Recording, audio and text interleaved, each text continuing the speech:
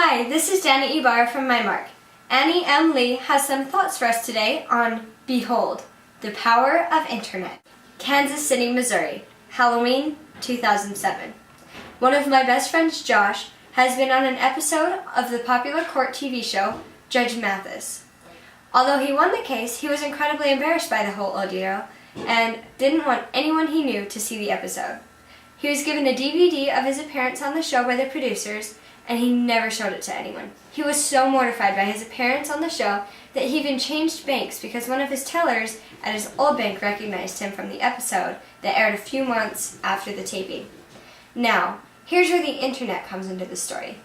One night after a Halloween party, our entire group of friends piled into a few booths at IHOP, and somehow we got on the subject of Josh's Judge Mathis episode. He vehemently told all of us that we would never see it unless we were fortunate enough to catch a rerun of the episode. I told Josh that there wasn't anything I couldn't find on the internet, and the deal was made. If I could find his episode online, I could show it to anyone I wanted. Confident that I would find nothing, he quickly forgot about it. I began my search the very next day. Within 10 minutes, I had found the episode in question, a retailer, and a shopping cart. I would have the infamous episode within the next 5 to 7 business days. Score! I had won the bet! When the episode arrived, I told 2 people, my friend Kelly and her sister. I never opened the package, much to the chagrin of Kelly's sister. Regardless of the deal that was made, I still felt like I would have been betraying my friend by showing anybody his most embarrassing moments. So, I held onto the package right until I flew home for Christmas. Yes, I kept it to myself for almost 2 months. About a week before Christmas, Kelly and I made the 45-minute drive out to Blue Springs, Missouri, and knocked on Josh's door. Shocked to find us on his doorstep, we explained to him what we had come bearing Christmas gifts. He ushered us in, and we chatted for a few minutes.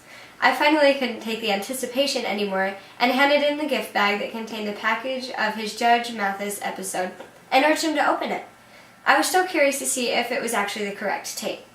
As he found the surprise that was contained within the package, we saw his jaw drop.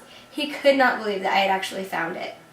Josh called me the next day to tell me that it was the correct episode and that he was taking legal action against the guy who sold it to me. Apparently, those tapes are not to be released without the written consent of at least one of the participants and the retailer who had recorded the episode on his TiVo when it aired. The legal action didn't really bother me at the time. I had accomplished my goal. I was ecstatic. To this day, I haven't seen the episode, but that doesn't matter much to me. My objective was to prove that the internet is an all-encompassing source of powerful information, and that's exactly what I had done. This is Danny Ibarra from MyMark on Behold, the Power of the Internet.